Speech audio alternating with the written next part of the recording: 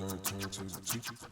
Turn to the teacher. Turn to the teacher. Turn to the teacher. Turn to the teacher.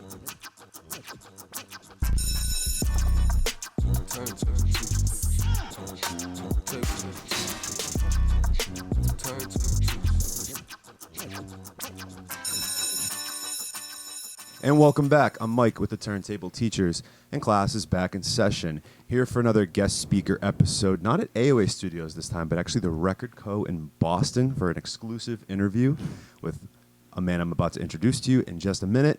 But of course, if you're an artist, podcaster, or content creator of any kind, make sure to reach out to us at aoastudios.org to book your session or service today.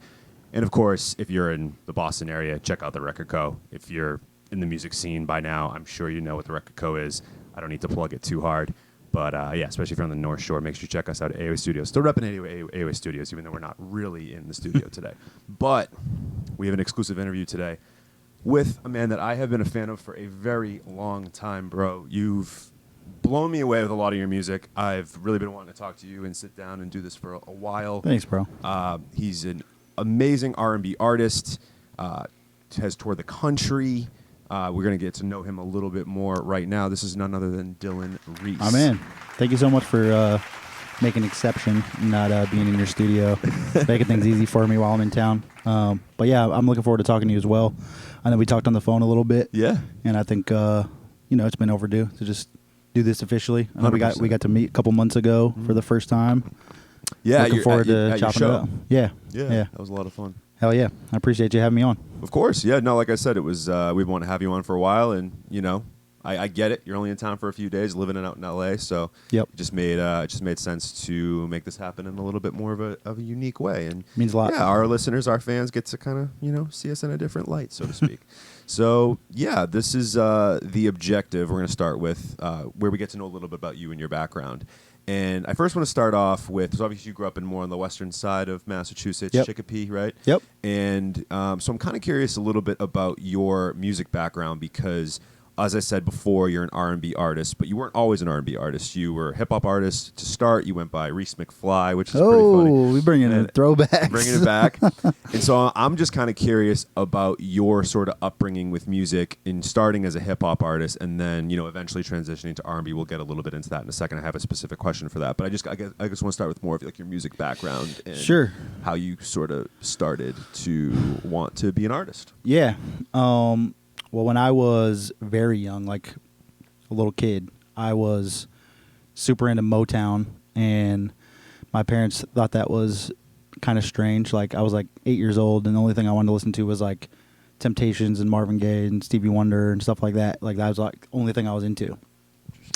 So that was like, I don't know, the first thing I gravitated towards, like taste-wise, but when it got to the point where I was, starting to record, much later, I'm like 15, 16, 17 in high school, just kind of messing around with homies and shit.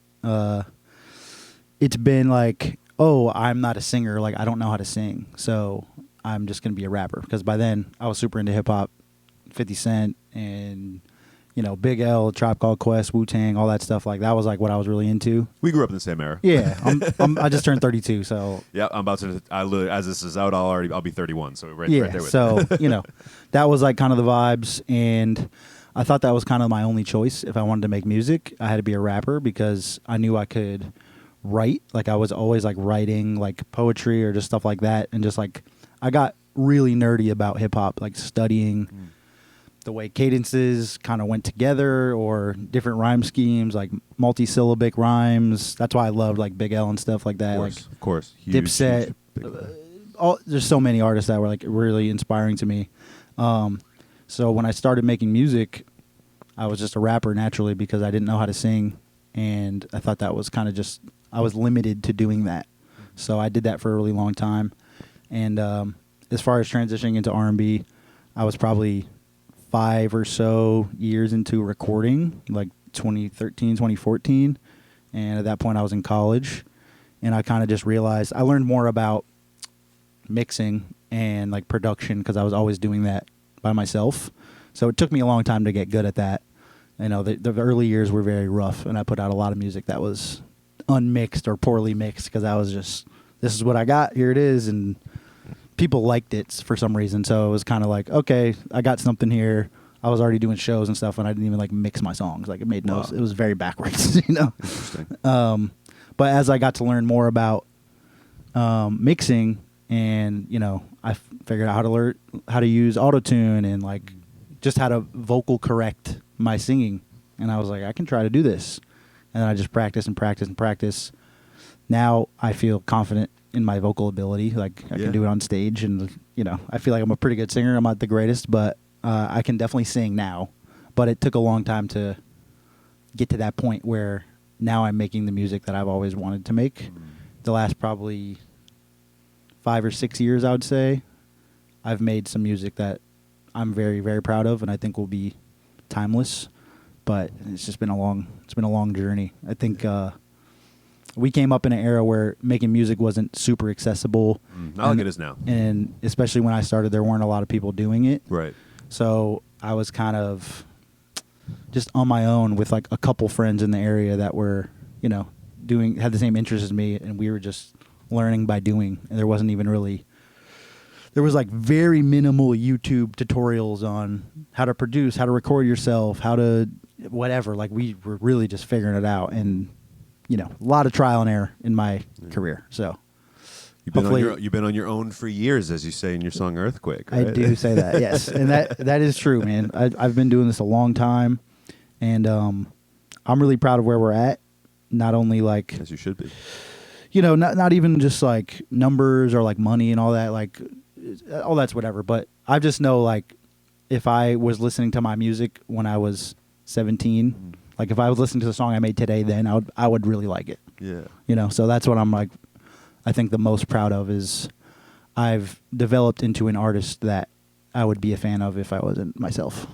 That's really, I'm glad you said that, because it actually sparked a thing I wanted to mention to you at the beginning of this now, because this must be like, this must be like cool moments for you when these things happen. So I was, I think on your TikTok either last night or this morning, and you had touched down in Boston, obviously from LA. Yeah. And in your Uber coming here, there was your Uber driver was like, you guys were talking or whatever, and apparently you must have said you were an artist, and he was listening to your music for like half an hour, and that probably like in the car just like raving about you, wanted to take a photo with you afterwards. Like, yeah, like obviously you said like you're not the biggest artist, you're not the best singer, all that sort of stuff, but I do want to push back on you a little bit, because you've gotten plenty of recognition.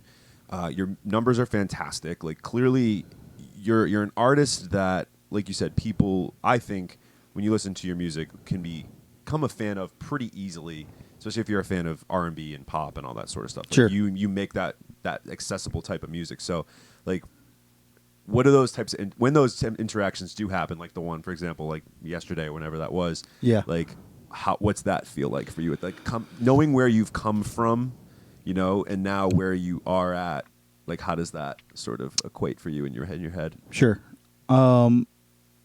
It's definitely cool, and I appreciate anybody who likes what I do. Like that's why I do what I do, to share it with people and hopefully inspire somebody else, or you know, just tell my story in general. But it's kind of an interesting thing, because I've been an irrational confidence guy since the beginning.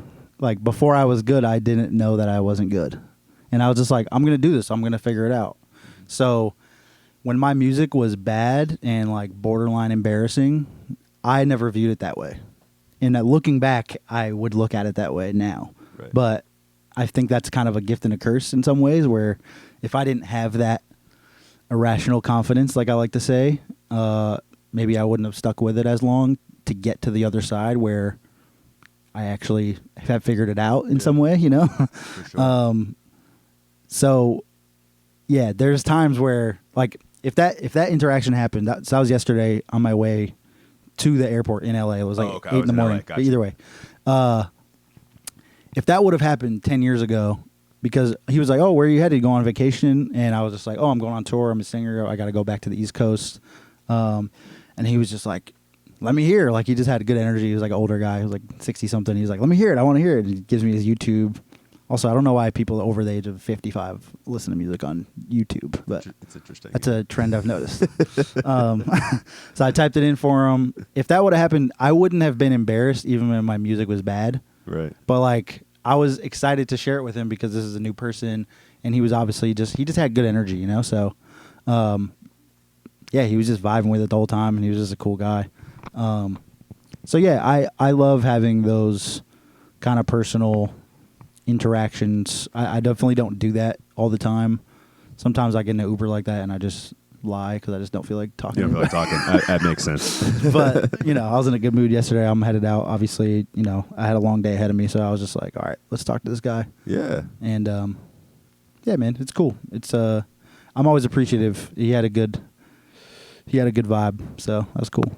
No, that's awesome. And I'm sure that you appreciate when that does happen. Yeah, of course. When those moments do happen. I want to ask you a little bit more about the R&B side of things, because I know obviously you had mentioned it's music that you've always liked and it's always music you've enjoyed, but you didn't really know, like you said, you were saying earlier, you didn't really know how to sing as well as you do now. And I feel like that style of music really did hit its, I know there's a great history with that type of music, but I feel like it really hit its peak in the 90s and the 2000s, and then for whatever reason, it has kind of died off a little bit. So I do feel in some ways it's a bit of a risk for you to do this type of music because, you know, maybe it's not quote unquote as marketable or accessible as it used to be. So my question to you on that front is, you know, you said this before, that it's just music that's true to who you are and where you come from and you know, your musical background and all of that. So why is it so important for you to still stay true to this style of music? And, you know, what does it make you, what is it about that R&B era that makes you feel so strongly about the music you are creating? Yeah. Man, I've got a lot to say about that. Love it. Go. I've made a lot of music in my life in a lot of different genres, especially early on. I did a ton of experimenting, whether it was released or not. I've made a lot of songs, right? And I've even released like probably close to 300 songs in my life, which is a ton of music. That is a lot of music. And when you look back at it, the only stuff that I'm still very proud of and I'm still consistently gravitating towards is R&B soul music. You know, I still like some of like the rap stuff I've done. I still put out rap music under a different name today, under Ellis, which I still like doing, but it just doesn't hit the same in my soul, and I don't see it as timeless. I feel it as like, this is a good way to get something off my chest or show my versatility or feed that part of my audience, like something that they want and can enjoy. But it's not something that I think will stand the test of time when I'm 75 years old. I want to listen to. But that's fair. With the R&B stuff that I make, I feel like I will want to. So I would rather take a risk, quote unquote, like you said, and maybe shoot for a smaller niche audience and have it be extremely true to who I am and what I love doing, because I've also done a lot of shows, and that's the stuff I want to perform until I call it quits. I have had moments where I had this song called Crucial. It's a Ellis record. It's like a bouncy hip-hop song. I made it in 40 minutes. Cool song. Started to have like a moment on TikTok, you know, before TikTok was even really like the way it is now. I'm talking 2020, 2021 maybe. I got hit up by every major label when that record came out. It was going crazy. Shit. It got to 1 million streams like pretty quickly. And after having those conversations, I ended up not doing a deal or anything with anybody because that's a whole other story. But nothing made sense. I understand like what I want and what I need to do, and I just didn't see anything that was fitting for what aligns with my goals. But regardless, it was really easy to step away from that and notice, if this becomes like what I'm known for, I'm not going to want to perform Crucial for the next 10 years because I don't care about this song. I think it's fine. It's fun. I'll perform it once in a while, like if it's requested or like it's at like a special event. I still think it has its place in its universe, but it's not what I want to. I don't want to be that guy, and I don't want people to expect that from me. So I'm okay with doing like smaller numbers, smaller shows, and performing the stuff that I really that I'm really excited about. Because at the end of the day, this is a really hard business to stay in, and I am fortunate enough to have been making a living this whole time. So it's like, if I'm gonna struggle and be stressed out and like do things on my own accord, I want to at least love the music that I get to perform every day. You know, That is totally valid and fair, and I want to applaud you for that, because I feel like not as many artists would make that choice. I think there are a lot, and not to say that that's necessarily wrong, because everybody makes the choice that's best for them. Yeah. But I don't like using the word sellout necessarily. But no, it's not that. It's not that. But I think you staying, like I said earlier, just you staying true to what you feel like is best in your heart and best for you. I think that's all it's worth. Its weight in gold. It really is. I think that in like you said, when you're older, this is what you'll want to be listening back to and being known for. And I think that's even more important than anything else, because that's legacy shit, man. Like, that you're kind of seeing beyond the now. And yeah, I mean, I definitely relate to a lot of what you're saying. Like, might as well, like we talked about a little earlier, we mentioned like, oh, you quit your teaching job, blah, blah. We were talking about this about off air, and I can kind of relate to that in the sense too, where it's like, I was struggling with my teaching job, like, financially. Yeah. So it's like, why not do what I'm loving to do? Yeah. And still struggle anyway. You know what I mean? Like, Totally. So I completely, in a lot of ways, understand where you're coming from with that. And I think that is a genre that I think, like I said, had more of its moment, late 90s, early 2000s, stuff like that. But I still feel like there's a place for it. There has to be. 100%, you know what I mean? yeah. Because it's still, like you said, I think it's a very timeless style of music. 100%, yeah. That is still relatable and always will be relatable. And there's a certain emotion that comes from R&B. There's a real audience for R&B, and they're diehards. Yeah, like if you get totally. them, you got them for life. 100%. Yeah. It's not as vast as pop or rap or all these things, but I think in those genres, in those worlds, at those shows, even like on those Spotify playlists, if you want to go that deep, it's very kind of in and out, and I can't think of the word I'm looking for here, but it's a little bit more like circumstantial in a way, or no? Shit, what's the word I'm looking for? I hate when that happens. Yeah, it's the worst.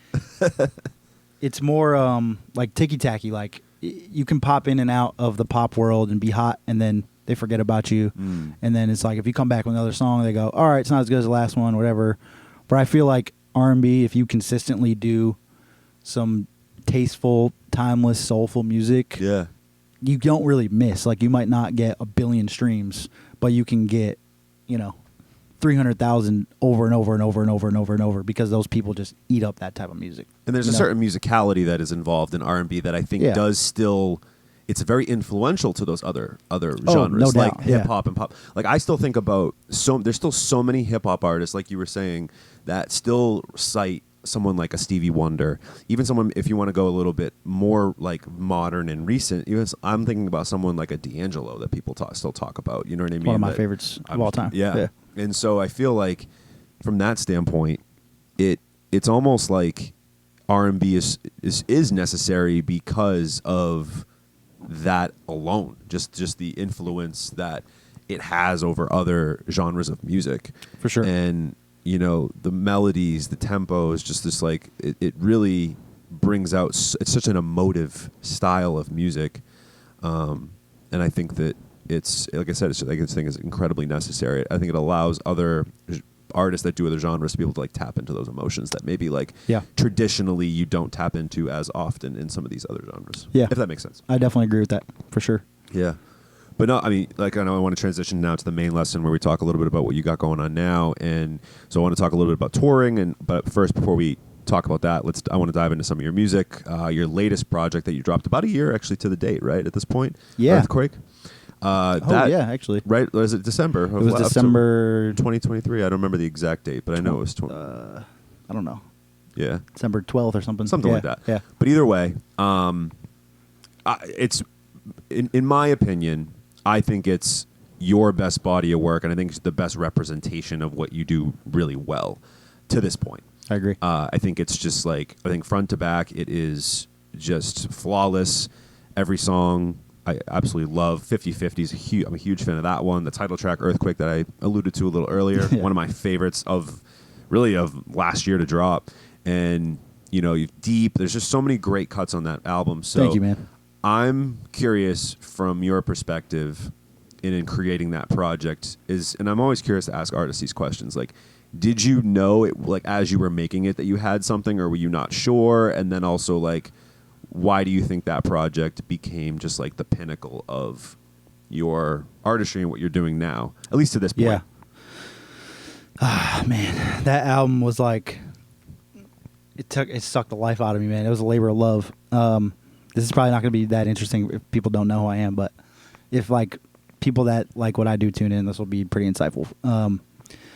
I was like kind of chasing the dragon for like a couple years. Yeah. My album Pretty Pretty came out in 2019, and at that point, like when I put that out, I was like, this is like the best project that I'll ever make. You know, I started touring heavily off of that project, like when that was coming out. It's a good project. I love that album so much. Earthquake's the one. And no, I agree, and I'm glad you feel that way, because I feel that way. But it just took a really long time to get there. I basically started the album over like twice. Really? Yeah. So I had a bunch of music. Some of it came out, some of it didn't. Some I released like just to my community, like privately. So people have heard that music if they're like super tapped in. But I was consistently comparing the album that I was making to Pretty Pretty, and whether I was correct or not, I was just trying to chase that down. Like, it has to be better than that, and this is not better. Like, whether it's production, my writing, I think my vocal ability has come a long way since 2019, so that was the kind of the main factor. But yeah, once I made Deep, that was the first one that I made that I was like, this is definitely on the album. This is like a fantastic song. I actually started that song in this building with Matt, who let us use this space. Shout out to Matt. He's a co-producer on that. He's someone I work with a lot. He worked on a lot of that Earthquake with me. Great musician. I grew up with him. Yeah, once I made that, I was very confident in it. And then I was kind of chasing that song and trying to get close to the level of like the way that made me feel. I think Stuck was the second one I made. So I was slowly rolling out a lot of these songs for close to 2 years. Once I made that decision, when Deep came out, everything after that was all Earthquake era, basically. So, yeah, I think it's my best project. I think there's a little bit of everything that I do. There's ballads. There's, like, more rappier-ish style, like, within R&B. I think there's different kind of like subgenres almost within R&B that I like to explore and do well. Like, it's not always going to be the same type of song. And I think that album is the perfect blend of everything that I can bring to the table at a high level. Yeah. Even a song like 50/50 has a little bit more of that like synth poppy sort Yeah, of it's a feeling little to funk. it. A little funky. Yeah. Totally. And I mean, it's all intentional. Like, I wanted there to be a little bit of everything on that project. So if you listen to that album front to back and you don't like anything, then you're not going to like me, you know? But if you listen to the album front to back and you really like it, then you should just listen to me forever, because I'm going to just keep bringing some version of those vibes, you know? So that's what I wanted it to represent. And I love the way it came together, man. I'm really, really, really proud of it. Like I said, great body of work, as you should be. Thank you. I want to talk a little bit about the features, too, because you got some really, I think, great features that really added a lot to it. So, yeah, just kind of clue me in on some of those experiences with these people. Like, was it more like intentional that these are like the actual features you wanted? Were they more organic? Like, you don't have to go through every single one, but maybe like a couple that come to mind quickly. Ballad, who's also a Massachusetts guy, he's on 50/50. Yep. That one was super organic and not like, I don't know, like strategy based. Like, we've just someone that we've known each other for a long time, both being from here, and his name just kept popping up in our circle of like R&B acts, and he's someone that I just really respected and loved the way he moved, and he's got a crazy good voice. So yes, he does. Right when I cut that record, I just sent it to him, and he was like, let's do it. So that one was very cool and super easy. I mean, they were all great. Like I had no bad experiences, obviously, but Fabo is someone that I've been a fan of for a while, probably the past 5 years or so, and I got to connect with him on Nirvana. That was like a really cool moment for me. That record's doing really well still to this day, and he's someone that I believe is going to be massive. So I feel honored to get to work with him. I popped out to his release party for his project after we did that record, and I bumped into Reggie Becton there, who was eventually he was on Say Less. I think I had sent that record to him or his manager before I saw him in person.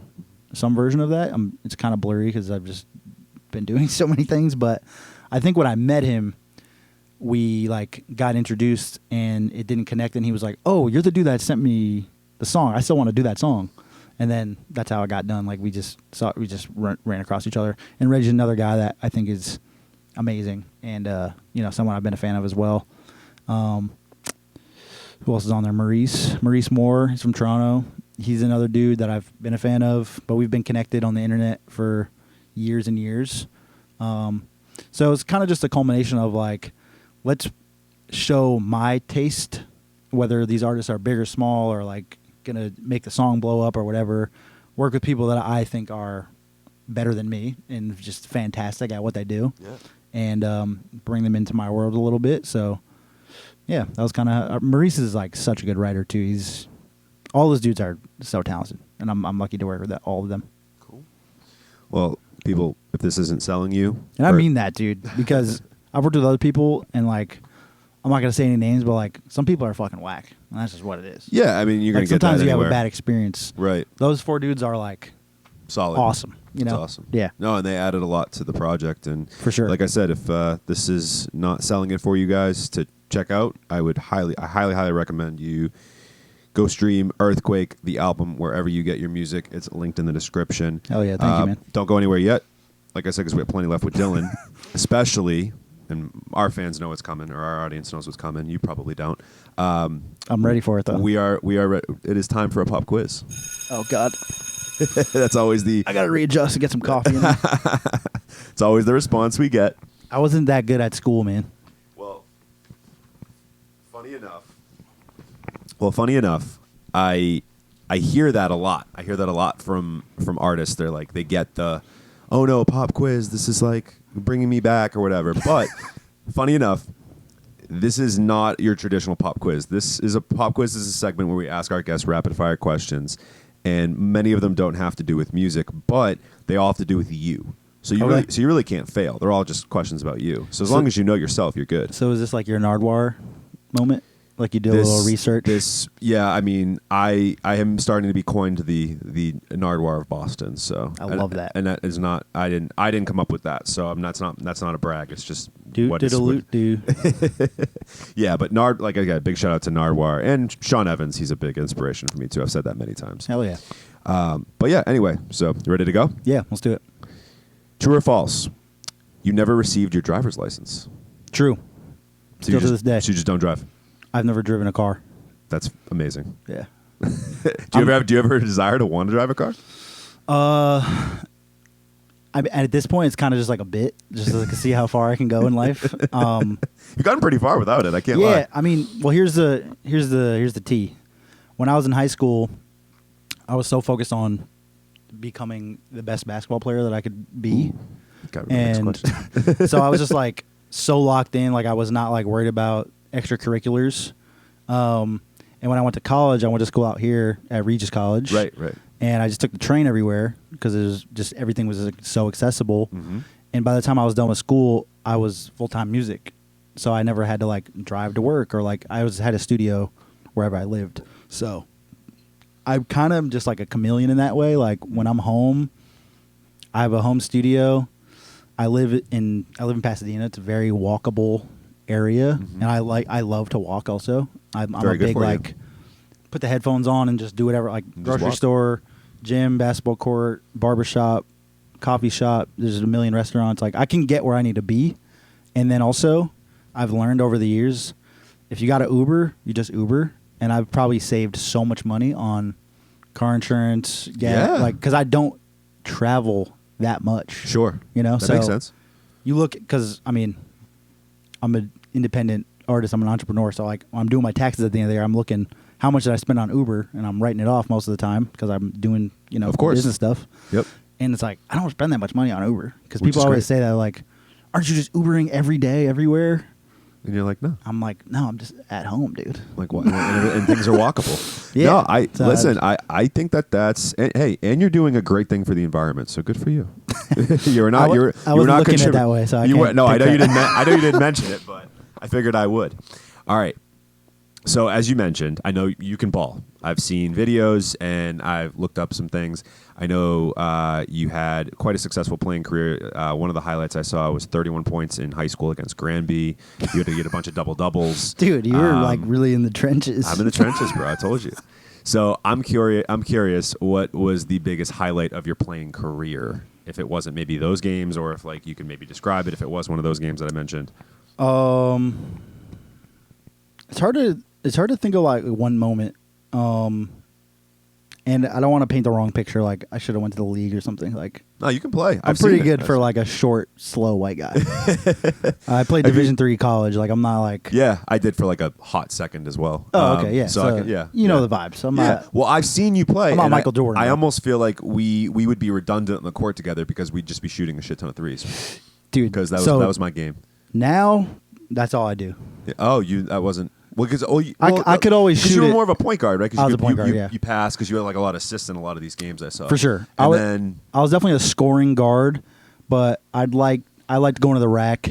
I was like pretty athletic. Like I could take a hit and I would try to get and ones and create for teammates. right. When I got to college, I was just like a shooter because like everybody was huge. Which makes And, sense, yeah. Yeah, I'm 5'7". There was no one on my team under 6 feet. I'm 6'1", and when I got to college, I was small. Yeah, so I was just like, all right, I'm gonna stay out here. Definitely brought my range back a little bit, like, and now I'm just like slow and old and out of shape. So Yeah, if I so play you- pickup now, like I'm shooting Yeah. tray balls from 40 and just that's like my whole game. Would you coin yourself like the music Luka Doncic or something like that? Would you saw Dude, some shit? People kept saying that on TikTok. Oh, people were saying that on TikTok. For some reason.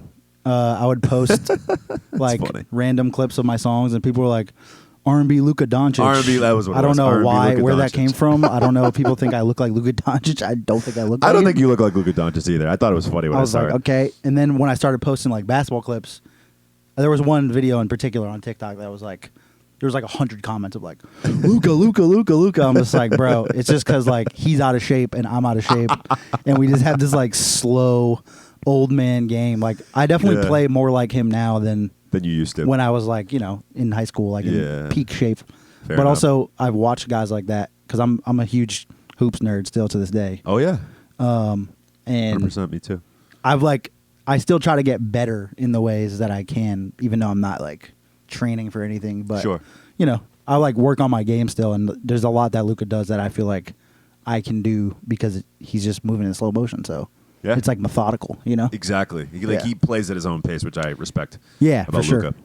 Luka. What's your favorite? I know you're kind of into basketball movies. What's your favorite basketball movie, in your opinion? I think there's a lot of great options. I mean, but- there's so many. White Man Can't Jump was a huge one for me when I was a that's kid. a great I mean, movie, obviously. There you go. Exactly. I was kinda that guy. Yeah, me too. Love and Basketball, Great film. classic. Great film. He Got Game, obviously. I'm there's a big Coach Carter guy. I always liked Coach Carter. course. That was Can't forget. That was one of my favorites. I saw Channing Tatum one time. Speaking of Coach Carter, Okay. and I walked by him like right next to his face, Okay. and he's like the same height as me, No. and I was like, "How's this real?" Wait, he's that short? bro, he's little. But I was like, "This I is didn't know that. This is like the most handsome dude I've ever seen in my life." Like I was like so caught off guard. I wouldn't even be able to picture that now because he seems like he'd be Seems like, like a- 6'3". Dude, all actors, I swear they're like little people, and like, No you just see them on fucking TV, and they're like, "This dude's huge." That's Maybe he wasn't crazy. the same height as me, but he was Like he's in the ballpark. Yeah. yeah, he was not over 6 feet tall for sure. Wow. So I'd be taller than. Wow. So I'm taller than Channing Tatum. You heard it Yeah. here first. That's crazy. You could tag him in this. Well, yeah, Channing, if you're listening, huge fan of your work. I just saw Blink twice. Excellent film, by the way. But yeah, that's really Sorry, fun. a little side note. No, that's cool. No, it's hey, like I said, we We move as the show moves. We just we let the show take it where it goes. Let me see. What do I want to ask you next? Describe what it was like to work with legends like Musiq Soulchild, Twista, and Paul Wall. You don't have to go through every single one, but just if you know, I think the Musiq Soulchild one is like probably super cool for you, but as an R&B fan, like he's one of my favorite artists of all time. Still is. Crazy that I got to do that, and we shot a music video together in Atlanta. Just an absolute icon in the R&B world. 100%. And yeah, dude, it was insane. I made that song, and I was actually with Matt again at my house in Hawthorne when I used to live on the west side of LA, and I was making that record. I produced that one by myself, which I don't normally do, but it's called a wave. And I was like, dude, Musiq Soulchild would be good on this. And he was looking at me like, well, yeah, no Obviously. shit. He's like, you could probably say that about any of your songs. That was like a comparison that I used to get a lot. I mean, I still do, but when I would go on the road and I would like open for somebody or whatever, and there's like some older people there that were like into cool shit, they'd be like, yo, do you listen to Musiq Soulchild? I'm like, of course I do. And they're like, yeah, we can hear it. Like it's the bounce. It's like just certain like tendencies melodically. Like you're definitely inspired by him, and I absolutely am. But never shied away from that. So I just kind of shot my shot, and you know, there's a lot of power in that. I think where a lot of smaller or upcoming artists or just anybody really don't kind of underestimate the idea of just like, let's just ask and see like what's the worst? Like they don't answer. The worst is not answering or no. Yeah. So that's it. You know, if you come correct, like put a song together that's awesome, and hit someone up and be a professional. And don't just DM them and be like, "Hey, can you be on the song?" Like I was trying to find the proper channel, which is crazy because I couldn't even find it. I found a publicist that works for him, which is not the right person to ask. And I said that in the email. I was like, "Hey, I know I'm in the right place, but I can't find any like management or like anything like that." Yeah. But I have this song that I think is perfect for music. Let me know like what you think about it. And she didn't answer me for 4 months, and I was just sitting on that song because I was like, I'm gonna get somebody on this if it's not music, whatever. And she hits me back randomly on my email 4 or 5 months later, and she's just, "This is awesome. I love this. I'm gonna loop in his manager. Thanks for hitting me up." And I was like, all right. And then I connected with his manager, Norm. He's actually a Boston guy. Oh, no shit. Which definitely helped me because he was like, "Yo, where are you from, bro? This song's dope." And I told him I'm from Massachusetts, and he was like, "What the hell? Like nobody's making music like this from Massachusetts or like really anywhere. Like this is fair enough. It's like an old school sound, you know." So we connected and like, dude, we just got it done. And I was like, "Can I come to Atlanta? Like shoot this video. I'll pay for everything. Like just show up. Give me an hour of your time. I'll make it really easy." I just served it on a platter, like so. All he had to do was come and put on a jacket and sing for 30 minutes, and I'll just do it, So yeah, we pulled it off. One of my favorite songs. What a great cosign for you to have at that. Oh, dude, it's a dream, man. And just to be on like FaceTime with one of my favorite artists of all time, and he's like giving me like mix notes. He's like, "Yo, I love this song. Like, let's try it this way. Let's do this." And he's just like super involved.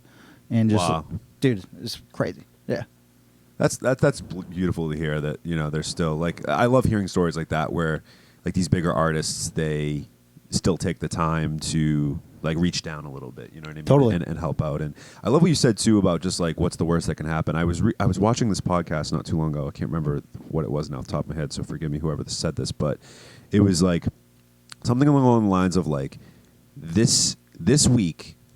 Go be told no 5 times. Bro, you should be told no way more times than 5 times a week. 100%. You're not working hard enough. Well, I think that was kind of the point where it's like, go actively ask enough questions and request enough things to be told no 5 times. Absolutely. Because I think we're afraid to be told no. Yeah. You know what I mean? And I got caught in that for a long time too. I don't feel that way anymore, I would say. Especially like last few years, I haven't been in that headspace. But I just loved that because even though I'm not really in that headspace anymore, like I don't care to be told no anymore. It was like, oh yeah, maybe I could still even do more than I already am, and like you know what I mean in terms of like reaching up or asking for help or whatever it might be. You know what I mean? So I thought that was like a really I thought it was a beautiful thing to like reflect on, and it's just got a great mentality. I think there's obviously a right and wrong way to make an ask. Oh, of course, Right. 100%. So like, don't get me wrong. if you're asking for things and you're just out of pocket and only asking for things all the time, then like you're barking up the wrong tree and you're 100%. moving in the wrong direction. You need to hold some type of value as well, Totally. in a sense. Yes. So and there are ways to do it. I completely the reason agree. why I'm never afraid to make an ask is because I know I can bring value to the table one way or another. And I understand that like business is business. There's going to be a trade-off one way or another, or like, you know, maybe like you might get stuff for free or whatever, and like you get lucky with certain things. But it's all about the way you present it. You know, like 100%. if you're a professional and someone can look you up and go, what's Spotify look like? What's the brand? You know, all these things that attribute to like the way you represent yourself, both online and in real life, right? The worst thing that can happen is somebody just says no. And I'm okay with hearing no because I'm also okay with telling someone no. And I think that's something that kind of gets lost, especially with artists, because here's the thing, like we didn't talk about this, but yes, I'm an artist, but I think I'm an entrepreneur, like a serial entrepreneur that just happens to be doing music. I've always kind of had that mentality. I'm very interested in running my own operation and like owning the means to the operation. So in a professional way, I've had to tell people no thousands of times, and it's never fazed me to do that because I'm not like a typical artist that is like sensitive about things or like is going to overthink. Well, if they ask me for something and I tell them no, then maybe they won't like me or they won't want to help me in the future. Like there's a way to just be like, hey, I'm not interested in that right now. Here's why. Like you can still keep the dialogue open and have a relationship even if you don't work together. And I think a lot of artists miss that, especially if they're like, you know, coming up or independent or doing things on their own.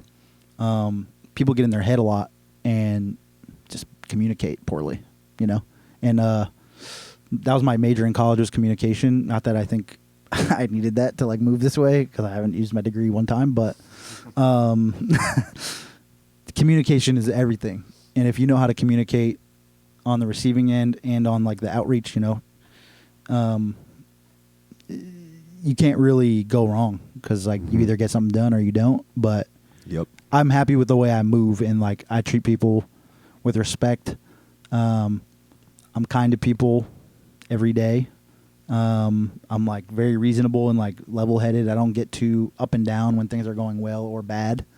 So I don't know. I can just live with making an ask or any of those things, and I think that served me in the long term. Like that's like probably the most important part of what I do and like how I'm able to stay afloat is because I have good relationships with people, you know?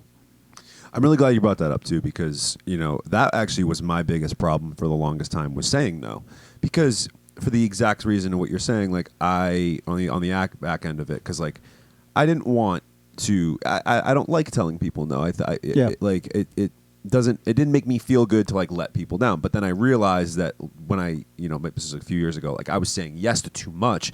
And then in a way, saying yes to so many people was in a way saying no to myself. Absolutely. And then I had to reflect back on that and be like, okay, I can't say yes to everything anymore. And now I'm much better about setting those boundaries. And in the same way as you, you know, I still get all, and I'm very humbled and grateful for this. So I don't want to make it sound like I'm, you know, ungrateful for any of this, but you know, I still get a ton of artists and sure, you know, reaching out to me. Oh, will you feature my song? Will you feature me on your podcast? And all that sort of stuff. And trust me, I would love in a perfect world to get to everybody, but like it's not realistic. I can't get to everybody like at once. So yeah, I do have to tell people no more than I would have otherwise. And you know, but when I say no, it's like what you said. It's more or less, hey, either I'm not ready for this right now, or maybe you're not ready for this right now, or the timing's just not right. So this is just not this is not a no forever. This is just like a no right now, but let's keep that dialogue open. But the ones that I can't stand, I will say, are the ones where it's just like, yo, feature my song. I'm like, do you walk up to your parents and go, give me food? Like, or do you walk up to anybody and say shit like that. Like, it's just an insane way to operate and isn't it? expect things from that. I won't really answer those. I won't entertain those anymore. But I love the ones where they're like, oh, you're taking the time to craft, whether it's a DM or an email, and you're being professional about it. Like, I will always give those people at least the time. I will at least hear them out and look into them and make an informed decision because they took the time to, you know. And when you say, when you say professional, like, I don't want folks to misconstrue that as like formal. Just be a human. Exactly. Like, talk to me like a person. 100%. And don't just demand things from me. Exactly. That's insane. That shit gets me a little crazy. So, but dude, the reality is, like, that's how a lot of people move. I know. And those I are know. always the people that are complaining about shit. They're wondering why things aren't happening for them. You know? And that's what I meant about, like, you got to come correct. Like, I'm not shooting shots in the dark with saying shit like that. No, like, 100%, I'm presenting, like, here's what this is. I would Yeah. love to have this make sense. Like, what can we do? Like, let's talk. Let's start course. a conversation, and that works And out. people are more willing to say yes to something like that when you're willing to come to the table and recognize, like, I'm going to do work too. You know what I mean? Yeah. 'Cause that's the other thing. I think there's like a lot of people. There's a sense of entitlement, unfortunately, in the world we live in today. And I know a lot of older people will say it's, you know, they'll put that title on younger people. But I think it goes always. I think there's a sense of entitlement that, you know, and I've caught myself being entitled a few times, and I have to like check myself, and I'm like, no, like just because I work hard doesn't mean I deserve that. You know what I mean? Like, it's not Absolutely. It's not a means to an end. It's just, or, you know, I'm not going to be a good person and then expect it to come around because, you know, that's just not how the world works. And, you know, but I always appreciate when somebody either does, you know, something right by me, or, like I even said earlier, just simply just reaches out in a professional and humane way. Sure. I always appreciate that. And, you know, I'm trying to be better about too, like appreciating when good things happen to me as well. It's like, it's not because necessarily I'm putting good in the world. I would like to think that that's the case, but it's not always the case. And it's not always going to be the case, but you have to be grateful for those moments when they do happen. So. And I don't know you super well, obviously, Yeah. but I know you well enough to infer that when you're saying no to someone, like an artist that is inquiring about whatever, like trying to be on your podcast or whatever, you're not just saying, nah, this shit sucks. No, I would never say it to anybody. You know? Yeah. So, like, you're going to Because put it's, it... because it's not my job to tell them it sucks. Yeah, you're going to put it in a way where it's like, this doesn't make sense right now, or, you know, whatever. Like, in a way that's, again, human and professional. And if they get upset that they're not getting an opportunity that they want, and hearing no, if they get upset about that, that's on them. You know? Because I took the time to respond, and, like, this just doesn't align with what I want or what I'm doing, or I don't have time, or, you know, there could be 25 reasons why there's a no. Exactly. But that's what, like, you have to be okay with hearing no. And I think that's a good takeaway, if anything, is like, don't be discouraged by that. Just like learn from it, whether it's for good or bad, whether you agree or disagree. Shoot the shot again, like later. And 100%.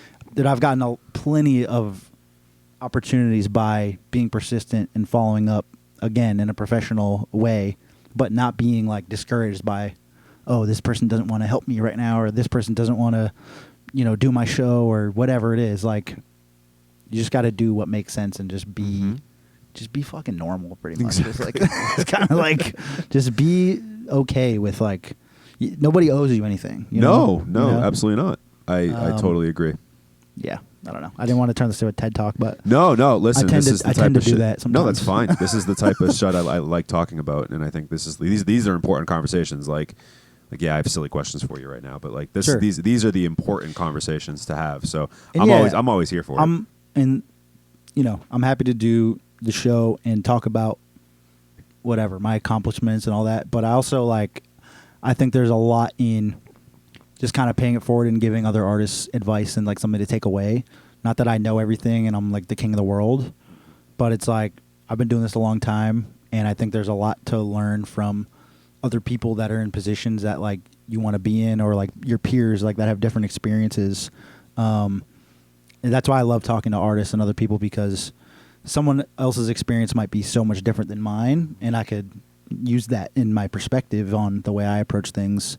So, yeah, like I'm happy to talk about all my songs and stuff, but I think this is like important, you know? It is. I just had a situation somewhat recently that happened with this, and I was tagged on a story by an artist that felt a little, for this I won't say names, but just was a little upset with, the quote unquote media scene in Boston, feeling like there are certain pockets of the scene that are being underrepresented. But it was done in a way that I didn't find to be super respectful, but I still, I reached out and I said, hey, I appreciate you starting this conversation. I wish you had started it in a different way, because I want to be receptive to your, I don't want to say concerns, but your opinions and your, just your opinion on whether it's your own artistry or other artists. And, I am only one person, and I do only drop an episode bi-weekly. So it's just hard for me to get to everything. It's just a time thing. And I have these other obligations, as all humans do. Yeah. And, we were able after that to have a good, and at the end of the day, a lot of this is subjective. It's not, there's not a lot of objectivity in the music industry. It's a lot of it is subjective. And, I can't speak for other platforms, but, I feel like and I'm not patting myself on the back for saying this, but I just think it's the truth, and I appreciate what you've said, is like, I'm always willing to give people chances. I've had artists on that I've wanted to have on, like yourself, for literally years, and we're finally doing it, to, people that I'm just getting put onto because they reached out to me first. Sure. And, maybe I'm not a huge fan of your music, but that's not really like my short, like, you're not the gatekeeper of what's good. No, 100%. No, my God. But can we have a good conversation about it? And so I said to him, I said, listen, this is I basically said all that to him, and a lot of their subject, and he did agree, and we had a good, rapport back and forth. He's just like, I wish other platforms would, I think there's just so many artists that aren't getting shine. I'm like, all right, well, who are those artists then? And he sent me a list, and there are some that I wasn't familiar with, and I will tap in with and get to know. And there was plenty. I said, hey, well, listen, you haven't clearly done enough of your research, because I have supported this person at their shows. I've had this person on my podcast. So, and I think that's a little unfair to put me in that position to say that, like, it's extremely unreasonable. Right. Yeah. And, and then I said, hey, at some point, would love to have you on, and we can have this conversation further. And then I didn't really get a response after that. So it's like, what do you do you care then? Here's the 100% truth that I'm about to spill on some people. Go for it. And they're going to be fucking real pissed that I said this. Go for it. I don't know what you're talking about. No, we don't. We I don't have need no to. idea. Yeah. Maybe we're I gonna know keep them. it. We're going to keep it I don't. anonymous. Yep. But folks that have that perspective got the game fucked up, because they think that people are getting shine or like seeing success because they're getting an opportunity to come on a podcast or like a local Boston platform, whatever it is. And I say local in like a respectful way, like just local to this scene, because that's where they're at, right? 100%. Yeah. Like, I don't want to ever put a ceiling on what you do, what all these different platforms are doing. They're all great, and they're like beneficial and useful and like necessary, right? Because this is a meaningful convo, and we probably wouldn't have this convo if like we weren't on the podcast. Probably Maybe not. we would, but Maybe no we one would hear it. Exactly. It's being recorded, which is a great thing. Yeah. It's actually backwards. Like, people that get the opportunity to speak on a podcast is because they're making shit happen. Shit doesn't happen because you're on the podcast. It's the other way around. If you're not getting support, then earn it. Go fucking get it. Like, I didn't go on tour because I got on a podcast.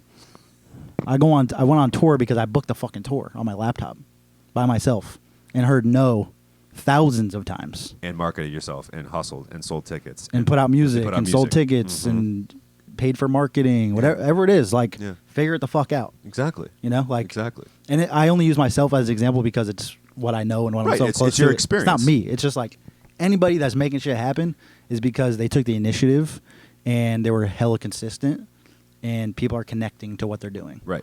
And I think it's a great assessment. It's hard. Like, if you're not getting, this isn't supposed to be easy. No, bro. If it was easy, everyone would fucking do it. Everyone would be an entrepreneur if it was easy. My confidence level in like the product that I make, I think I should be 100 times bigger than I am. Sure. Right. I feel the same way, but it's like at the same time, I'm extremely grateful for the audience that I have, and I know that there's other artists that like wish to be in the spot that I'm in, and at one point I was that artist. Of course. And I don't mean to put myself on a pedestal by any means, but it's like if you're making a living No, off of this, but honestly, talk your shit though, because But it's not- you're in a you're not to cut you off, but you're in a position where you've made this shit happen. The results are speaking for themselves. That's all I'll say. but I really think that's just because of my perspective. It's not because I'm like a better singer or like all these things. No, it's because like no. I have an approach, and I don't complain about shit. And if I want something to happen, I just make it happen. Yeah. And if I don't make it happen, then I'll just figure it out another Right. time and come back and go back to the drawing board. And artists that want to play the blame game all the time of like, well, this isn't working because this person didn't do this, or like I'm not getting support from this person, or my friends don't come to my shows. If your shit was fire, your friends will come to your shows. Here to tell you, you know? And like also, who gives a fuck? Make fans, bro. Yeah. You know? Like 100%. you think my shows are filled with my friends? No. It's people that found my song or like heard me at another show or whatever, and they come back because I proved that I'm an artist that's worthy of a $20 ticket or whatever the fuck it is, you know? And again, it's like I don't want to make this about me because it's not like look what I did. Like but there's just something to really learn from that. I just think artists are so entitled, and like most of them are just fucking crybabies, bro. And I hate to be like harsh about it, but you got to like just have some self-awareness and understand that There's a lack of that these days. you in a lot of facets. don't deserve everything just because you think you're good or like you worked hard. Like this shit takes time, bro. We're all working hard. You know? I Shit agree. takes time. It does take time. And I was doing shows it with should take time. I was doing shows with 3 people, bro. Of course. And it like should take you time. just give it your all and don't cry about it where it's like, how come there's only 3 people? Well, it's like, well, these 3 people are going to be fucking fans, and then next time there's going to be 9 people, and then next Yeah. time there's going to be 40 people. You'll want those 3 people to come back, don't you? Yeah. You know what I mean? Yeah. So yeah, I 100% agree with everything you're saying and second it. And I just feel that and I don't want to paint this like I have horrible interactions all the time, because I really don't. Yeah. Most of the time, the artists in this, especially in the Massachusetts scene and honestly beyond, I have great experiences with and great relationships with and great just back and forth, and it's great. But there are those sometimes few instances where that does happen. But I'm glad that we were able to have this conversation. You just never know what you're gonna get on pop quiz, people. You never know what you're gonna get. This I don't even know where this came. You think it you was. asked me What did I like- even ask you? I asked you about Musiq Soulchild. Was the You're- last question I think I asked you. and Yeah, so that's we might where have we're my at. jump shot, and I get to fucking talking shit about every artist I've ever met. I'll skip a few of these. There's one question I really need to ask you though, because I feel like it's going to be a funny story. Tell me about the Minneapolis motel on the virtual reality tour. Oh my god. 2018. Okay. I booked a 22 city nationwide tour with me and my homie Matt Keene, who was like managing me at the time. We just booked it off of our laptops and used Spotify data to like basically somehow get a door deal at like a shitty small club in the middle of nowhere 22 times. Because outside of the Northeast, like I had no business performing in Dallas or all these. Like it was just like, yo, let's just go see who will come to the show, and if it's 10 people, great. If it's 80 people, great. Just go plant the seeds and like figure it out. Mm-hmm. Which again is like, that's a very hard thing to do, and like a lot of artists will not do that. Betting on yourself is always like the key, I think. But when you're in those circumstances, especially 2018, I'm 25 years old. I'm with 2 artists, Abstract, who I now manage and is one of my closest friends, and Ryan Oakes, who's another homie of mine. He's crushing it right now. We were like triple co-headlining this tour because we basically needed to pool all our money together to like rent a van and pay the DJ and pay a photographer and travel expenses, whatever. Like it was just an all-out risk. 3 like-minded artists. They're just like, all right, let's just go figure it out and see who will come to these shows. Like I said, when you're in that circumstance, you're at the bottom of the barrel in terms of how much money you have and what your budget looks like in terms of lodging. So after our show in Minneapolis, which was actually a great show, I think there was probably 100 people there or something, and we had a great time and connected with some local openers there that were really cool people. That's actually the night I met my guitarist now. His name's Dylan as well. Oh, fire. That was the night I met him. But anyways, we ended up at like a Motel 7 or something that's like not even real, like just like a fucking side of the road. I think we paid like $50 for one room for like 7 dudes sleeping on the floor just because it was 2 a.m. and we're like, we got to leave at like 9 a.m. anyway. So it's like, all right, let's just pull over and close our eyes and whatever. Yep. Just what we could afford to do. 100%. I don't have the best vivid memory of this. I think our my guy Rypod, who was tour managing us, or Abstract would probably have a better clear depiction of what it was. But I do remember there was blood on the walls, and there was like multiple crackheads outside of our door. It was like motel where it's like, you know, the door is like to outside. It's not, you're not in a building really. You're just in a room like on the side of the street.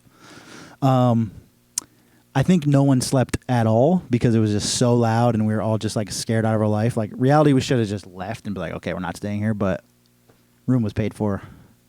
It was what it was. So everything was fine, but it was definitely sketchy, and Abstract likes to remind me that that was not a good decision to stay there, but you live and learn when you're on tour, you know. That was like my first time like running the ship, I guess. Nowadays we're out of the woods on that. We're staying in a little better. It's a little better circumstances. And even if like I can't afford it, I'll just do it because I'm like, I'm not trying to die. You so not do that anymore. Yeah. Right. Well, I was told to ask you about that specifically. Who told you that? I can't tell you on. I'll tell you off air. I can't tell you on air. But like, whoever you're probably listening to this right now, so you know that this was you. So big shout out. It had to have been someone that was. was there. Read between the lines on that one. That's really funny. But I had to ask you about that because I thought that was. And hey, so any of these actually, this goes back to our conversation we just had. Oh, it could have been John. We can do this as long as you want. I'm not telling you on air. I got you. I will tell you off air though. After this, I promise. But this goes to my point, or actually Dylan's point.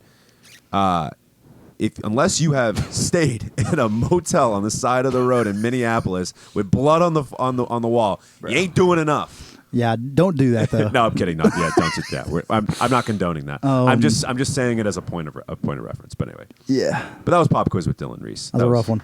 That was the whole pop quiz. That was pop quiz. All right, easy enough. That wasn't too bad. I told you it wasn't going to be that bad.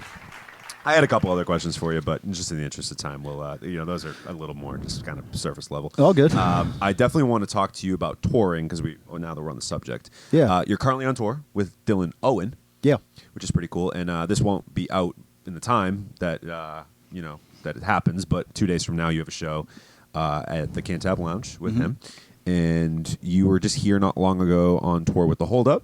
Yep. And I mean, and like you were saying earlier, you've toured so many times, and I've heard you say in the past that, or maybe read, I can't remember which it was, but this is like your favorite part of artistry is touring. Totally. And you had, I think it was maybe a tweet or something like that I saw, but you had said something along the lines of like, I enjoy touring because that feeling of connecting with someone who has appreciated and taken my art as something that holds near and dear to them is like amazing. You said, I'm paraphrasing, but that's kind of basically the lines of what you said. So talk to me a little bit about, you've alluded to it a little bit before, but expand a little bit further on why touring is such a momentous thing for you and why you enjoy it so much. Yeah. It just brings everything that you kind of see or don't see online right in front of you in real time. It's really cool to look at Spotify and see, oh, there's this many people listening, or like, you get a tweet, this is my favorite song. Awesome. Like, that's great. And I obviously appreciate that. But when you are looking a person in the face and they're like, yo, this is my favorite song, or like, we got married to this song, or whatever, just people sharing like their experience with something I made and took out of my brain and made it into, sound. It's just the most rewarding thing, because you could be the biggest streaming artist of all time, and well, not of all time, but you could be crushing on streaming and not being able to sell tickets. It's a completely different part of the business. It happens, yeah. And not that there's anything wrong with that, especially if that's like what you want to do. But to me, it's like if if you're a small artist, and especially if you're independent, you got to kind of hit every bucket in terms of the way you can represent your brand and also monetize. So there's streaming, touring, merch, sync, work for hire stuff like doing features, whatever it is, like all those things. If you can check off all those things and do a little bit of everything and just build it slowly, it's a lot more sustainable than going all in on one of them or just neglecting 3 out of the 5, and there's more too. Like, but if you're neglecting some of them, it's going to be really hard to sustain because there's so much out of your control. Like, I've had songs do really well that I didn't think were going to do well that I've made money from. I've had songs that I spent a bunch of money to make because I'm like, this production has to be this way. I'm putting everything in it. Like, all my fucking chips are in this basket here. And then like the song doesn't do that well, and it's like, all right, well, maybe it'll do better later. Like, it's so unpredictable. You don't know what people are going to connect to. But if you can sell tickets, that's real and it's sustainable, and you can continue to grow that as long as you water that seed, And again, I'm not a huge artist. I'm not selling out arenas, but if you look at how many monthly listeners I have based on, compared to how many tickets I can sell in different pockets of the country, I'll live with that every time. Like, the fact that I can, open for somebody in Denver and 50 people come out to see me when I have no ties to Denver, and there's 50 people that are standing in line ready to take a photo and buy merch in a place that I only know because of tour. That's just because I've been to Denver a bunch of times, and there's a bunch of cities like that, where it's like, that's really powerful, not only in a business aspect, because it's like, you're making money if you're selling 50 T-shirts in a night, and you do that a bunch of times in a row. Streaming's not paying you that much money. Like, I don't give a fuck how much. Like, But it's your point of having those different revenue streams is so important. And as an artist, I think that's huge. I think tidbit for a little piece of advice for artists that are just trying to figure out the sort of monetization piece of this, because that's how I always heard of, like, and then like you said too. Like, and if something crazy in the world happens, like, I don't know, a fucking global pandemic potentially, and then you can't sell tickets for maybe a year or two. And that happened. And did it? I'm not 100% sure if that happened or not, but maybe either way. Then you have some other revenue streams where, like, okay, well, I know I have a fan base that will at least buy my merch, or at least my streaming numbers are here, or I have sync. Yeah. I can live off a couple of these other things. I think it's invaluable to have those other, to just make sure you diversify your revenue streams. I think you got to at least make an effort and understand that those things are not always connected. Yes. And plant seeds in order to have a chance for those to blossom one day. That's great. Because a lot of people are only focused on streaming and not thinking about, can I go play local shows and start building this market? Or a lot of people are only thinking about, I need to get on this showcase. I need to open for this big artist. And they're not thinking about how they're packaging their branding online to then eventually stream well and have people attached. Some people are doing shows and not bringing any merch. Some people are bringing a bunch of merch, or some people are buying a bunch of merch and it's sitting in their house because they're not doing any shows and they're not streaming well. It's like, if you make an effort to do all of them and you're like hitting a little bit at a time, you can zoom out and you're like, oh, like, I'm making some money and like I'm figuring stuff out, and you're figuring out what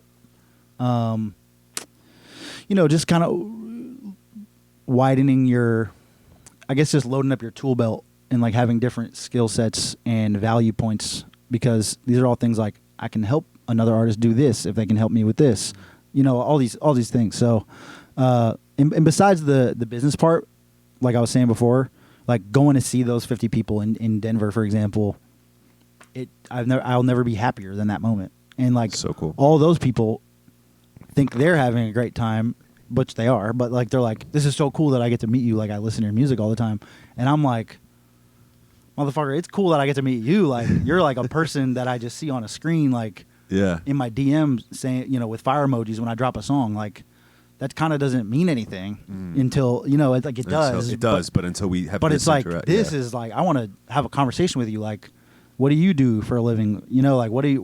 And people are just like, so fucking sick that I get to like talk to you, and it's like, I want to do that. Like, I really look forward to that, So on a tour like this one that I'm on, I'm circling back to places that I have a lot of roots in. Like, I'm in Massachusetts. We're playing New York, Connecticut, Philly. Those are like the first kind of markets that I was touring in, Right. 10 years ago when I started. And it's going to be cool to like circle back. Like, I know there's people coming in Boston and all these places that are like, I haven't seen in 7 years or whatever. And like, they're grown up now and they're like, yo, I can't wait to see you. Like, it's been so long. And, yeah, man, it's just cool. Like, I really enjoy building the connection and having like a human interaction. And I think that's another thing that artists sometimes miss out on because they want to be like Mr. Cool Guy or whatever. But because that's a thing, right? Like, maybe people could argue like you should have more of a mystique and like not be so accessible and all the, which I get it, but I'm not aiming to be famous and like a major label success and have like a hit song, which like You're maybe aiming to need- be sustainable, it sounds like. Exactly. Which is like what were we talking about in the beginning? I'd rather have a small niche community that I can rely on and do exactly what I want to do, and just continue to build that one by one, rather than try to strike gold and have a hit record and then figure it out from there. Because that, to me, that's even harder. Yeah, because then you're not almost. I've had these conversations with artists in the past because it's almost like you're not.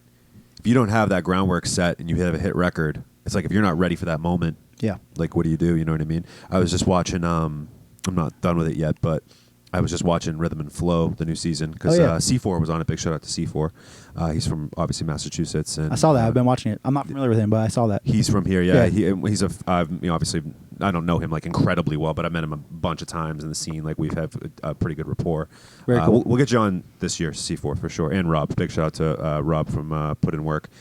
But it was cool. So I was watching around with artist by the name of Jay Taj, who I've been a huge fan of since the show because he's fucking dope. And one of his performances in particular, Ludacris said to him, I thought was probably the best advice I've heard so far as of watching the show, where he said, regardless of what happens in this show, whether you win or not, have your music ready, because once they see this, like, people are going to be calling. 100%. And I think that was such sound advice, because if people call and he's not ready, There's no point. there's no point. Yeah. So I thought that was like amazing, because it's like, I think like you're saying, like, I think there's a lot of those, I don't want to call it tunnel vision, and I don't want to put everybody in a box and say that people are tunnel vision, but I think there's that sense of like, I'm trying to make a hit record. Well, are you ready for that hit record? Yeah. I think you need to have that. It goes back to our other conversation earlier about that self-awareness piece. Are you ready for that to happen?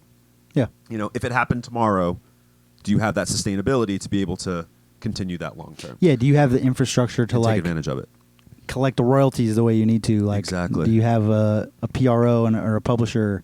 Do you have, your split set up properly so your producer is taken care of? Do you have merch ready to go? Like, you have a supplier to like get stuff out there so people can buy it? Like, people are just swinging in the fucking wind and don't even know what they're actually aiming for. 100%. But yeah, again, I'm on a tangent, but yeah. No. This is great. This is great. This is actually a good segue. My last question for you and main lesson before we get to our final segment, which is a quick one. But you had mentioned earlier you're managing artists now, and that's really kind of feeling like, to me, it seems like that's the long-term play.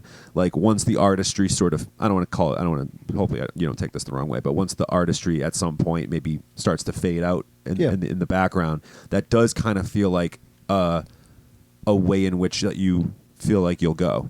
And I know it's Pretty Management is what you started, and there's a few artists rostered on that. Abstract, as you mentioned, is one. So I'm curious of like why you wanted to start a management label, and then is my assessment correct in that like this feels like maybe like the long-term play after once at some point in time maybe you decide to sort of hang up or maybe pull back a little bit on the making music side of things? Yeah, I mean, I don't necessarily look at it as like a long-term play, but I don't think that's wrong. I've just learned that I'm really passionate about the music business and trying to figure out a way to exist outside of it with still being inside of it, if that makes sense. Like, just kind of building your own thing. And the artists that I manage are very like-minded, and they started out as my friends and collaborators. And then eventually I was just like, all right, if I really step in and apply myself, I can help make these things grow linearly rather than, just whatever is happening currently. Like, not that they were in a bad spot, but it's just I take pride in seeing my people win, and I don't have an ego about it either. Like Adam Yoakum, he's the other artist I manage. I was on the phone with him right before that's right, Adam Yoakum. Right before you came. He's on tour right now with Gavin. He had a song, not to cut you, he had a song with Mike, didn't he? Yeah, That's it's called that- Gretzky. Gretzky. Song's Yeah. fucking unbelievable. Thank you. Yeah, So good. Shout out Adam. We're very bro. proud of it. Adam's That fucking song's friggin' incredible. Adam's amazing. Huge dude. fan. Great guy. Huge fan. I've been listening. I didn't even realize. It's funny. I didn't realize you even managed him, and I've been listening to that song for like when it came out for like Yeah. a year. That's or very whatever it cool. is. So anyway. That song changed a lot for him, and that's a whole I'm other sure it did. combo. But Yeah. He's somebody where it's like, if he fucking pops off tomorrow, and like all my time has to be used to like grow him, and we're making a ton of money and like really fucking just crushing it, and like everything's good, I'll just take a step back from my art. Like, I don't care. Like, it's not about me being like the superstar, or it's just like, let's make shit that we believe in with people that I love, and let's just do it. So like whatever that looks like, I'm able to juggle it all right now, which like, some days it's a lot, and I've got a full plate, obviously.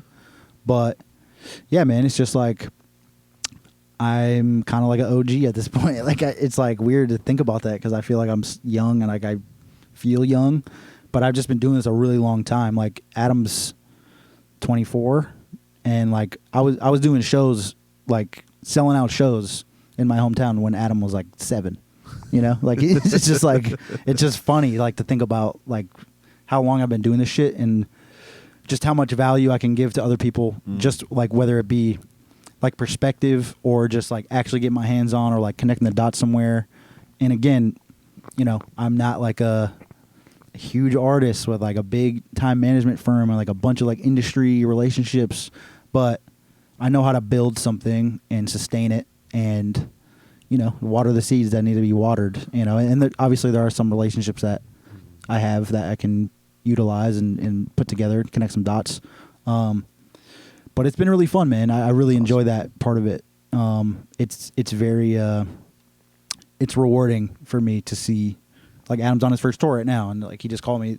They had a sold out show in Salt Lake City last night. That's and he was like, dude, like people came out, like they knew the words to the songs, and I'm like, that makes me feel like it was me, even though it was him, like, because that's like we're a fucking team, like we're doing this shit together. Yeah. And it's just cool. It's cool to see things work, and it's a brick by brick, man. It's a day-to-day grind, but we're making shit happen little by little. I love it. Well, I'll leave it with this because I love everything you just said, and I think that I want to phrase this the right way. I think that is what ultimately this is what has made you as successful as you have been and will continue to make you successful, in that you have enough ego and confidence to really not allow any sort of these maybe insecurities to get in the way, and you just kind of go make shit happen. But you also have enough self-awareness to realize, like, I don't need to be, and humility to not have to be the front and center guy if it came to that. Sure. And I love that, and I just want to commend you for that, because I think that's a hard balance to strike, and it sounds like, and not even just sounds, but looks like you're finding and striking that balance and making it happen. And that's honestly in a lot of ways why I've been such a huge fan of what you've been doing, and being somebody that is multi-talented and able to wear a bunch of different hats. In my own right, I certainly think that I've been doing that as well. So it's kind of like a recognized real type situation. Yeah. And it's something I'm obviously very much striving for too. Mm-hmm. And it's just very inspiring. So I've not only have been very grateful for this conversation. I feel like I learned a lot, and I feel like I will walk away from this, as I do all of these podcasts for sure. I think that's why I still love doing this. Yeah. Is the connection piece. And sort of what I get to learn from it too, like sitting here and listening to you guys and your experiences, and it's just a beautiful thing. So I just wanted to commend you for that, because I think that it's, even though you're saying it, it's visually easy to see as well. Good, man. I'm glad it comes off that way, and I appreciate you saying that. And I want to say this too, like, I really wanted to do this podcast, and I don't want to do every podcast. Like, not that I'm some big get, but I just know how shit goes. People do a podcast for fucking 2 weeks, and then they half-ass it, and then they decide, I'm not going to do a podcast. Like, I don't want to be on that podcast. I've watched you be really consistent, you know, since, like, I first came across your stuff, and I can tell you're just a genuine soul, and, like, you give a shit about the conversations that you're having. So, you know, I think you're going to do great things, like whether it be this podcast with the studio, whatever it is. Thank you. You got it, man. So, yeah, I just wanted to say, like, that's why I wanted to come on, because I wanted to connect with you further, and I'm always happy to have a conversation and, like, you know, share what I know and what I think, because sometimes people give a shit about what I think for some reason. There's plenty of gems in this one, man. You gave me a great, like, I'm going to have a hard time clipping this fucking episode up, dude. There's so much good shit. I appreciate you, bro, for real. Yeah, sincerely. Bro. Absolutely. Like, you've been nothing but a pleasure on this episode. Can't let you go quite yet, though, because we have to do our final segment, which is we already dapped up. It's over. That's it. Cut the camera. We got to do the dream song scenario. So you get a song that's a Dylan Reese song, and you can have any artists and producers on that song, dead or alive. I'll structure it for you. You get 1 to 2 producers, and you get up to 3 guest artists, dead or alive. God damn, that's so many. Who would be on Dylan Reese's dream song? Oh yeah, this is a big record, high budget. Like, so you're going for 3 artists. You get up to 3 artists. You don't have to use all 3 if you don't want to, and you get 1 to 2 producers, Okay. dead or alive, anybody, any genre. Producers are gonna be Pharrell and Jon Bellion. Jon fucking Bellion, baby. Yeah. Oh, I had that written down because you met somebody at a Jon Bellion concert. Who was it? Dylan Owen. Dylan Owen. Oh, it was Dylan Owen. Yeah, That's who right. I'm doing this tour with. That's right. Dude, I've been on to Jon Bellion since he had 900 Twitter followers, and he had 1 mixtape out, Translations Through Speakers. Me too. Yeah. No shit. Dude, let's go. The show that I met Dylan at was John's first show ever. Where was it? It was in New York. I drove to New York. Shit. Yeah, I've seen him like 3 different times. You know who the first person to ever open for Jon Bellion was? Me.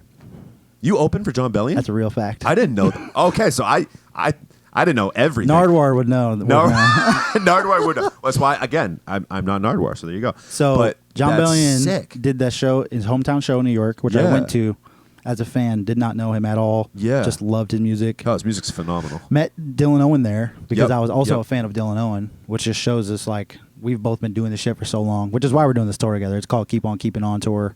Our music is very different, but we just, like, are very, like-minded. In the mentality and, like, aspect. we've known each other for, like, 15 years just from, like, grinding and being, like, rappers on the internet, like, That's type of what's thing. So I met him there, and I was like, "Yo, dude, you're Dylan Owen. Like, I love your shit, whatever." And he was like, "Oh shit, cool, man." Like, he wasn't big. He wasn't big, so he was like, "This is cool that someone knows me." He doesn't even remember that happened, but that definitely happened. So Jon Bellion did that show. That was his first show. I was there. It was like hometown family vibes. I was like so stoked to be there. And then he did a show in London at a festival. I think it was a Wireless Festival. Okay. Opening for Kanye and Pharrell. It was his second show as Jon Bellion ever, which is fucking insane. Wow. And then his third show was the first show on his first headlining tour, and that was at the Middle East Downstairs. Yeah. And I was on the show with him. Shut up, bro. It was insane. That's crazy. Because, I mean, even now he's still one of my favorites, but especially back then in my, like, formative years of, like, figuring out what I want to do and who I want to be. All those, like, behind-the-scenes videos and all that shit, I don't got to tell you about it, but he was just such an inspiration to me. Oh, my God, bro. Incredible. And the fact that I got to meet him and play with him, it was unbelievable. That was, like, one of the coolest moments of my career, even to this day. And I'm so glad you picked him as a producer for this, because so many people forget that he is, like, He's insane. Amazing songwriter, producer, like a lot of, I mean, I didn't even realize it until a friend of mine brought it to my attention that he wrote a ton of one of Justin Bieber's last albums, the Justice one. And then I was listening back to it and I'm like, oh, yeah. These hooks do sound like Jon. He did like 8 or 9 of those on there. I know. Dude, I couldn't believe it. He's one of those guys that when I hear pop records, I'm not super tapped into stuff, but, like, I'll just hear it passively. Yeah. And I'll just be like, this is Jon Bellion. Yeah, you can hear it. I can just tell by the melody, or the drums, the bounce in it, and then I'll look it up, and even just his writing style. 9 times out of 10, I'm like, it was him. So dope. You know? All right. So Pharrell and Jon Bellion. and Bellion are my two picks for the producers. Okay. I don't even know if I need anybody else on it, to be honest, because like if I get them, I'll just like I can just take it from there. But let me think about some guest vocalists. Yeah, you know, like I said, you don't need to use all three. If you don't want One of my dream collabs is T-Pain, to. Ooh. just because like he's just the coolest dude. I feel like maybe that's not the vibe for this, so let me retract that. It's hypothetical. You can do. You can go any direction you want. I would go. Wait, Dead or Alive too, right? It's Dead or Alive. Yes, sir. All right.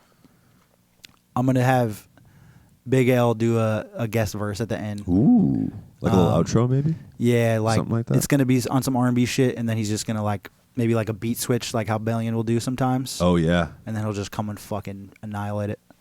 The first section will be me and Usher, Okay.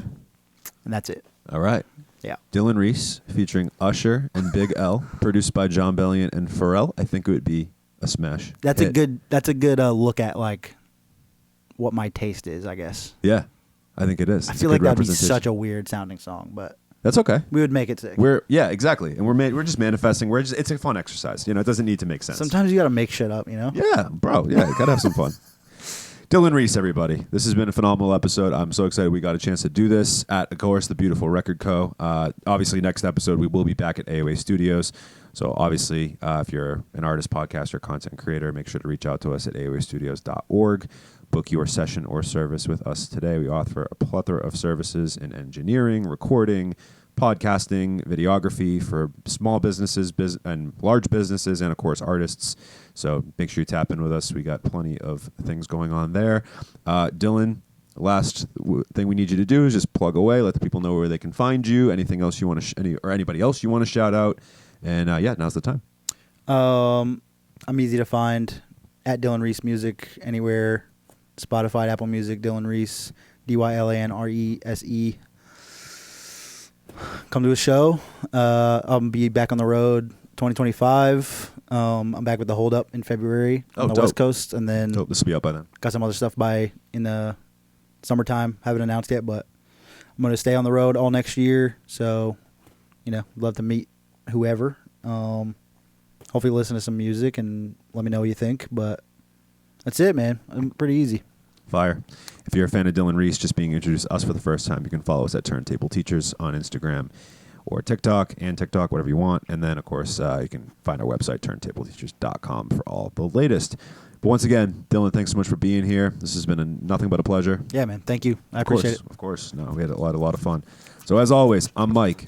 That's Dylan Reese with the Turntable Teachers, and class is officially dismissed. Turn, turn, turn, turn, turn, turn, turn, turn, turn, turn, turn, turn, turn,